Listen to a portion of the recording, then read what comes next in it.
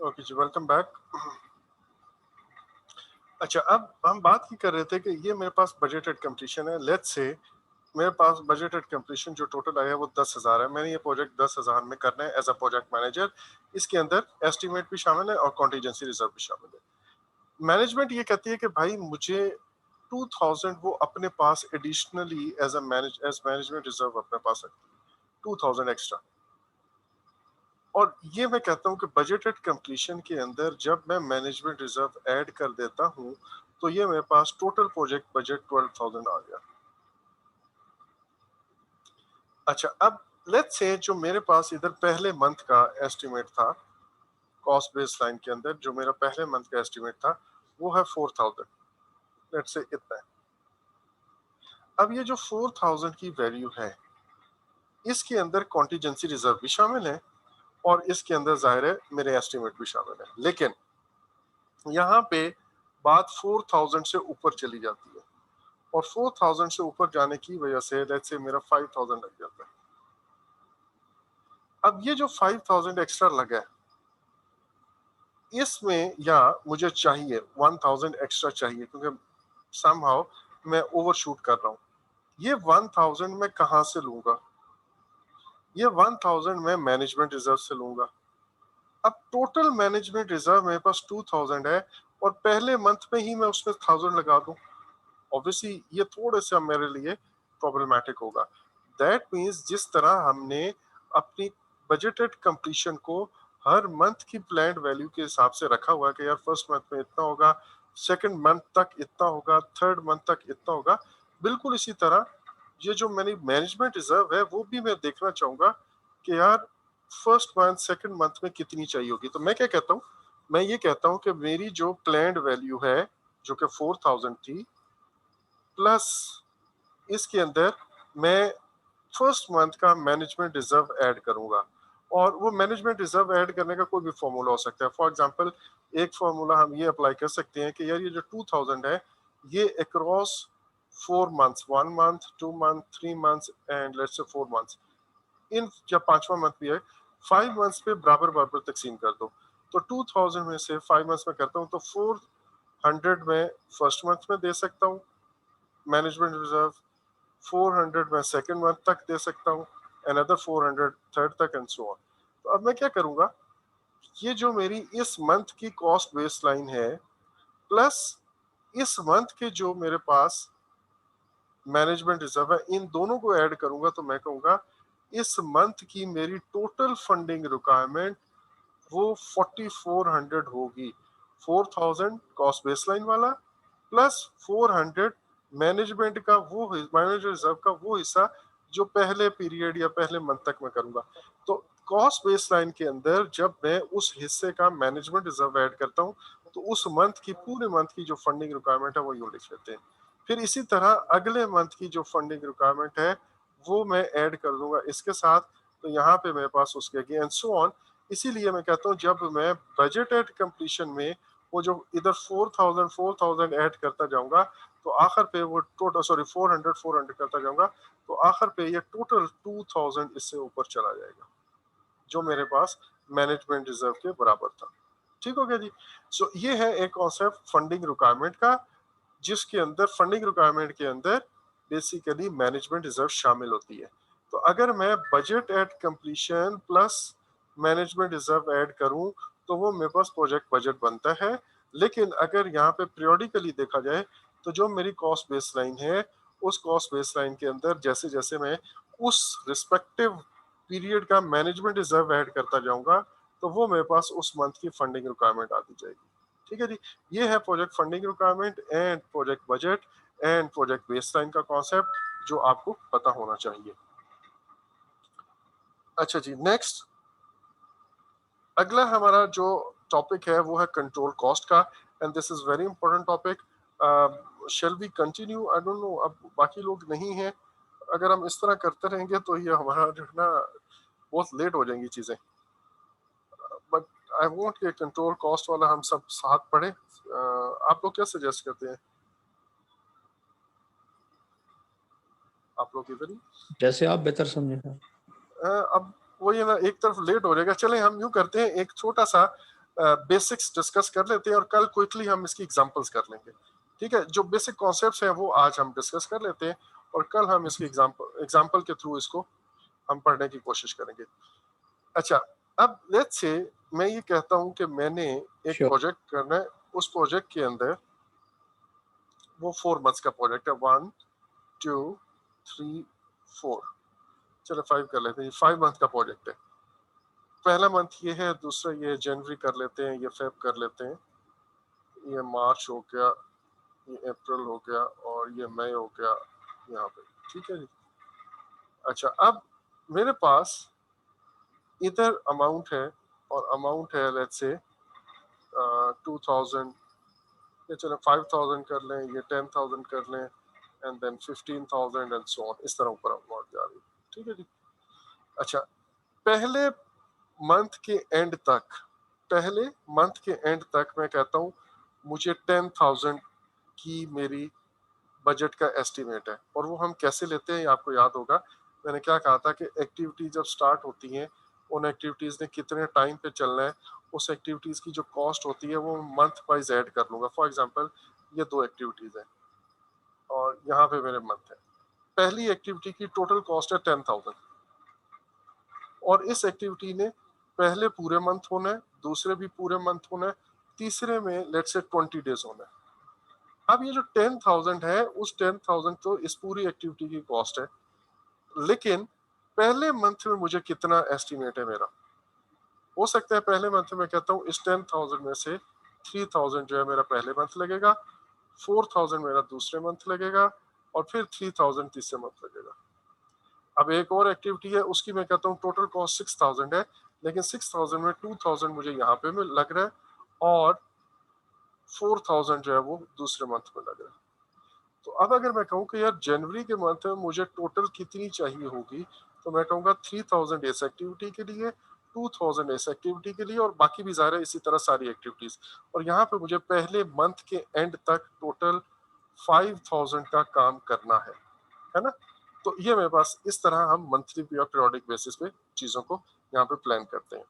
अच्छा, इस पॉइंट को आपने अब अपने जहन में रखना है। और अब मैं आपको 3 बेसिक कॉन्सेप्ट हैं जो कंट्रोल कॉस्ट के अंदर हम यूज करेंगे और ये बेसिक कॉन्सेप्ट आते हैं अर्नड वैल्यू एनालिसिस के अंदर या अर्नड वैल्यू मैनेजमेंट के अंदर। अर्नड वैल्यू मैनेजमेंट क्या है, आपको अभी इस जगह पे मैं कहता हूँ, जो मैं अभी आपको यहाँ पे एग्जांपल दे रहा था, मैं ये कह रहा था कि लेट से मैंने ये सोचा हुआ है कि मैंने फर्स्ट मंथ के एंड तक 10,000 का काम करना है। ये 10,000 का काम का क्या मतलब है, लेट्स से मुझे एक ये ग्राउंड है और इस ग्राउंड के इर्द गिर्द फेंसिंग करनी है। इस फेंसिंग के करने के लिए मैं कहता हूँ कि यार ये जो पहली साइड का एस्टिमेट मेरा है वो है 10,000। जो इस ग्राउंड की दूसरी साइड मुझे फेंसिंग करनी है उसका एस्टिमेट मेरे पास है 6,000। तीसरी साइड भी 10,000 है लेट्स से, और चौथी साइड जो है वो भी 6,000 है। अब मैं कहता हूँ कि वीक 1 के अंदर या पहले मंथ के अंदर मैं ये एक साइड मुकम्मल कर लूंगा। अब ये जो एक साइड में मुकम्मल करूंगा, बेसिकली मैं ये 10,000 का काम कर लूंगा। अर्नड वैल्यू मैनेजमेंट सिस्टम आपके स्कोप को पैसों में कन्वर्ट करता है। ये जो दीवार मुझे 10,000 की बनानी है ये बेसिकली मेरा स्कोप है, लेकिन अर्नड वैल्यू ये कहता है कि आपने पहले मंथ में कितना वर्क प्लान किया है। वो वर्क प्लान को प्लान्ड वैल्यू में चेंज कर देता है। वो ये कहता है कि आप ये नहीं बोलेंगे कि मैंने एक दीवार बनानी है जिसका एस्टिमेट 10,000 है। Instead of that you would say कि मैंने पहले मंथ में 10,000 का काम प्लान किया हुआ है। इस चीज को हम कहते हैं प्लान्ड वैल्यू। ये वो अप्रूव बजट है जो पहले मंथ के लिए मैंने जो काम करना है उसका अप्रूव बजट 10,000 है। तो मैं कंट्रोल कॉस्ट के सॉरी जो अर्नड वैल्यू मैनेजमेंट है उसके अंदर एक टर्म यूज करता हूं जिसको हम कहते हैं प्लान्ड वैल्यू। और प्लान्ड वैल्यू बेसिकली मेरा जो काम प्लान हुआ है for a certain period of time उसकी मॉनेटरी वैल्यू है, उसकी पैसे के टर्म्स में क्या वैल्यू है। या मैं कहूँ कि उस काम को करने के लिए मेरा अप्रूव बजट कितना है। इस साइड को अप्रूव काम कंप्लीट करने के लिए मेरा 10,000 बजट है, तो मैं कहूँगा पहले मंथ में मैंने 10,000 का काम करना है, या पहले मंथ की मेरी प्लान वैल्यू 10,000 है, तो वो 10,000 मैं इधर अप्लाई कर देता हूँ। एक बात आपने ये याद रखनी है, बाकी कॉन्सेप्ट में आगे बताता हूँ। अब अगर मैं कहता हूँ दूसरे मंथ की मेरी प्लान वैल्यू कितनी है, दूसरे मंथ की प्लान वैल्यू मेरी 6,000 है, लेकिन हमने कॉस्ट मैनेजमेंट के अंदर, आपको याद होगा कि जब मैंने आपको पहली दफा इसका इंट्रोडक्शन कराया था, उसके अंदर मैंने आपको ये बताया था कि भाई हम कमुलेटिव वैल्यूज लेते हैं। कमुलेटिव वैल्यू से मुराद ये है कि भाई दूसरे मंथ के एंड तक जब मेरी ये वाली साइड भी बन जाएगी और मेरी ये वाली साइड भी बन जाएगी, ये दोनों बन जाएंगी, तो मेरा टोटल प्लान्ड बजट कितना है, या मेरा टोटल प्लान्ड काम कितना है। आई वुड से 10,000 इस साइड का प्लस 6,000 इस साइड का, तो दूसरे मंथ के एंड तक मेरे पास टोटल 16,000 का काम होना चाहिए। तो मेरी दूसरे मंथ की कमुलेटिव प्लान्ड वैल्यू 16,000 है। तो आई वुड से कि दूसरे मंथ के एंड पे ये 15 है, यहाँ पे मैं कहता हूँ लेट्स से 16 मंथ है, तो दूसरे मंथ के एंड तक मैंने 16 करना है। अब इसके अंदर पिछले मंथ का 10 शामिल है, तो इसको मैं यहाँ से यूं डॉट को ज्वाइन कर देता हूँ। इसी तरह तीसरे मंथ के एंड तक जो मुझे काम करना है वो है 10 के पहले मंथ का, 6,000 दूसरे मंथ का, 10,000 तीसरे मंथ का, एंड आई से कि टोटल तीसरे मंथ के एंड तक मेरा 26,000 का काम हो जाना चाहिए। सो ये मेरी तीसरे मंथ तक की प्लान्ड वैल्यू है, और लेट से वो इधर आती है।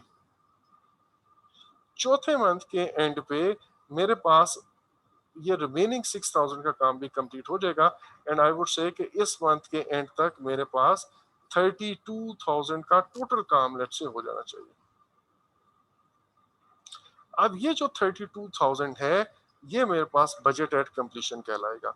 सो अभी आपको एक बात ये समझ आनी चाहिए कि प्लान्ड वैल्यू क्या है।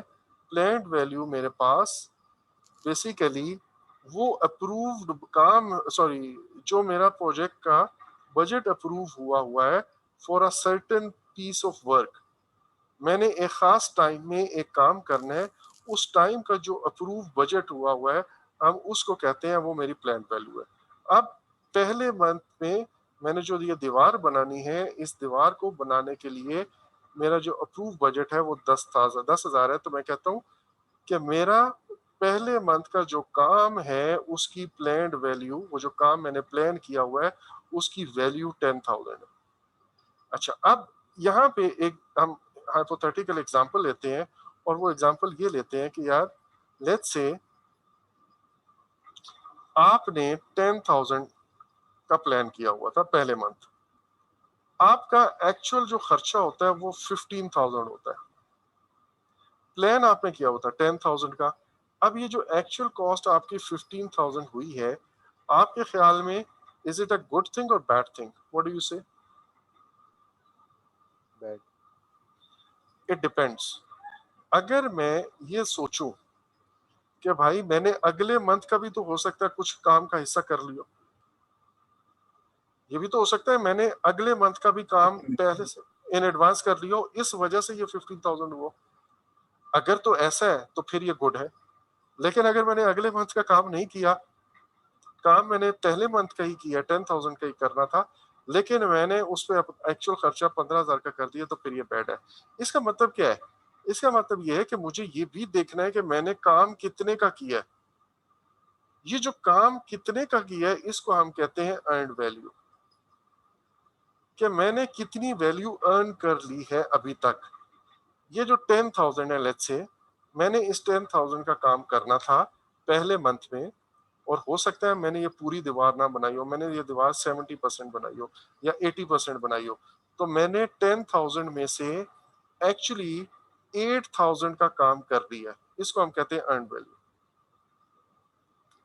अगर आपने 10,000 के काम प्लान किया था और उस प्लान को आप पूरी तरह कंप्लीट नहीं कर सके, तो आप कहते हो कि भाई काम कितना किया है। उस केस में यू वुड से कि जी मैंने लेट्स से ये जो हमने एग्जांपल ली है, मैं कहता हूँ कि जी 80% काम किया, तो मैं कहता हूँ अच्छा इसका मतलब है आपने 8000 का काम कर लिया। अगेन जैसे हम बात कर रहे थे कि प्लान्ड वैल्यू के अंदर भी हमने अपने स्कोप को पैसे की टर्म में कर दिया, तो जो स्कोप कंप्लीटेड है, जो काम कंप्लीटेड है, उसको भी हम कहेंगे पैसे की टर्म्स में। सो मैंने पहले मंथ में 10,000 का प्लान किया था, लेकिन उसके अगेंस्ट मैंने 8,000 का काम किया। सो मेरी प्लान्ड वैल्यू 10,000 थी, अर्नड वैल्यू 8,000 थी। सो अब इस पर्टिकुलर केस में मुझे नजर आ रहा है कि मेरा काम पूरा नहीं हुआ, मैं अपने स्केड्यूल से पीछे चल रहा हूँ। तो ये planned value and earned value का आपने एक कंपैरिजन किया, और इससे आपको फौरन पता चल गया कि क्योंकि मेरी अर्नड वैल्यू प्लान वैल्यू से अभी कम है, तो मैं इसका मतलब है अपने स्केड्यूल से पीछे हूँ। अगर मेरी अर्नड वैल्यू प्लान वैल्यू के बराबर होती तो मैं कहता कि भाई 10,000 का काम प्लान किया हुआ था, और ये 10,000 का प्लान काम मैंने कर भी लिया। 10,000 ही मेरी प्लान वैल्यू थी, और इस वक्त 10,000 ही अर्न वैल्यू है, तो इसको मैं कहता कि यार एक महीने में मैंने अपना काम मुकम्मल कर लिया। दूसरा सिनेरियो ये हो सकता है कि फर्स्ट मंथ में ही फर्स्ट मंथ में ही ये 10,000 वाला काम भी किया, and at the same time मैंने अगले मंथ का भी 2,000 वाला काम, ये 6,000 में से 2,000 और कर लिया। अब मेरी अर्नड वैल्यू 12,000 होगी। फर्स्ट मंथ में मेरी प्लान्ड वैल्यू 10,000 थी, लेकिन काम मैंने 12,000 का कर लिया। इसको इससे आपको नजर आ रहा होगा कि क्योंकि मैंने ज्यादा काम अर्न कर लिया देन प्लान्ड, इसका मतलब यह है कि मैं अपने स्केड्यूल से आगे जा रहा हूँ। अच्छा, अब हम आते हैं वो जो हमने इधर कहा था कि यार मेरा खर्चा कितना हुआ। लेट्स से मेरा खर्चा यहाँ पे 11,000 हुआ। फर्स्ट मंथ के एंड तक 11,000 एक्चुअली मैंने पेमेंट्स की हैं। तो मैंने काम 12,000 का किया। जो काम मैंने प्लान किया होता कि इतनी दीवार बनेगी, तो ये 12,000 का काम होगा।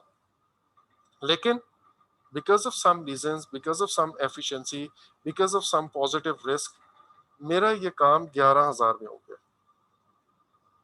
अब इसका मतलब क्या है कि मैंने काम 12,000 जितना किया है, लेकिन एक्चुअल कॉस्ट 11,000 हुई है। तो अब इस केस में मैं अपने जो काम ज्यादा कर गया हूँ, खर्चा कम किया है, तो कॉस्ट के लिहाज से मैं ज्यादा बेहतर जा रहा हूँ। सेक्स कैजुअल के लिहाज से भी मैं आगे चला गया, और कॉस्ट के लिहाज से भी मैं बेहतर हो गया। वाई? बिकॉज मैंने 12,000 का काम, जो मेरा एस्टिमेट था वो 12,000 का था इतना काम करने के लिए, लेकिन ये इतना ही काम मैंने 11,000 में एक्चुअल में किया। So I am ahead of schedule and I am going under budget. तो यहाँ पे तीन टर्म्स हम इस सिस्टम के अंदर, अर्न वैल्यू मैनेजमेंट सिस्टम के अंदर यूज करते हैं। एक है प्लान्ड वैल्यू, एक है अर्नड वैल्यू, और तीसरा है एक्चुअल कॉस्ट। ये तीन टर्म्स के बारे में क्लैरिटी होना बहुत जरूरी है। प्लान्ड वैल्यू किसी भी काम की जो मॉनिटरी वैल्यू है, उसको हम प्लान्ड वैल्यू कहते हैं। दैट मींस मैंने जो काम एक बजट के अंदर, एक बेस लाइन के अंदर मेरा अप्रूव हुआ था, उस काम की कॉस्ट क्या थी, उस काम का एस्टिमेट क्या था, वो जो एस्टिमेट है, अप्रूव्ड एस्टिमेट बेसिकली, वो मेरी प्लान वैल्यू होती है। जैसे अभी मैंने कहा कि इस दीवार को बनाने के लिए मैंने फर्स्ट मंथ में जो दीवार बनानी थी वो 10,000 का काम था, या इस दीवार को बनाने का जो मैंने एस्टिमेट लगाया हुआ है वो 10,000 है। तो आई वुड से कि इस दीवार को की जो प्लान्ड वैल्यू है वो 10,000 है। अर्नड वैल्यू वो काम का वो हिस्सा होता है, इसी प्लान्ड वैल्यू का वो हिस्सा जो मैंने कर लिया हुआ है। लेट्स से मैंने 80% काम किया है, तो आई वुड से मेरी अर्नड वैल्यू 8,000 है। अगर मैंने 90% काम किया, आई वुड से मेरा प्लान वैल्यू 9,000 है। और अगर मैंने 10,000 का काम कर दिया है, तो इसका मतलब है मेरी दीवार मुकम्मल हो गई है, और मेरा प्लान वैल्यू भी 10,000 है, और मेरी अर्नड वैल्यू भी एक महीने में 10,000 है। और ये इसका मतलब ये हुआ कि जैसे जैसे मेरी अर्नड वैल्यू बढ़ती जाएगी, और जैसे ही वो प्लान्ड वैल्यू के बराबर हो जाएगी, मैं कहूंगा अब मेरा काम कंप्लीट हो गया। जैसे ही मेरी प्लान्ड वैल्यू अर्न वैल्यू के बराबर होगी, तो आई वुड से कि मेरा काम कंप्लीट हो गया। अब अगर मैं आपको कहूं कि एक प्रोजेक्ट है, उस प्रोजेक्ट के ऊपर प्लान्ड वैल्यू जो है ना वो लेट्स से 10,000 थी और उसकी अर्नड वैल्यू जो है वो एंड पे 11,000 आई है, तो आपके ख्याल में क्या गड़बड़ हुई है इधर?